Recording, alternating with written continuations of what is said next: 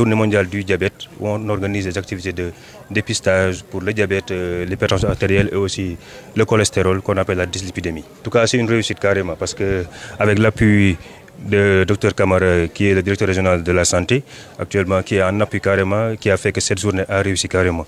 L'appel a été répondu, la population elle est venue en masse, les activités sont en train d'être menées, le dépistage et à la fois l'éducation thérapeutique. Le sens, ça veut dire que, le sens qu'on donne à cette journée, ça veut dire que la population aussi, elle est consciente de ce qui est diabète, donc d'où cette réponse à cet appel.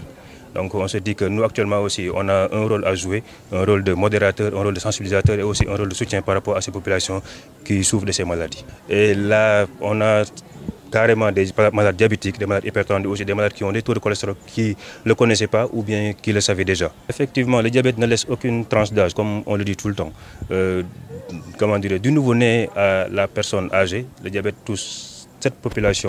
Il y a plusieurs types de diabète, le diabète de type 1, le diabète de type 2, le diabète gestationnel également qu'on trouve chez la femme enceinte. Donc ce qui veut dire qu'aucune tranche d'âge n'est en reste par rapport à cette pathologie, d'où cette activité de sensibilisation, de dépistage aussi, et comment dirais-je, de sensibilisation, je vais dire, en quelque sorte. Les conseils pratiques qu'on donne, c'est toujours de se rapprocher au niveau des personnes soignantes, également par rapport au comportement, d'avoir aussi une activité saine, une hygiène de vie qu'on va dire, de voir ce qu'on mange, diminuer le taux de sucre que nous mangeons, les aliments salés, les aliments gras également, et aussi ne pas être sédentaire.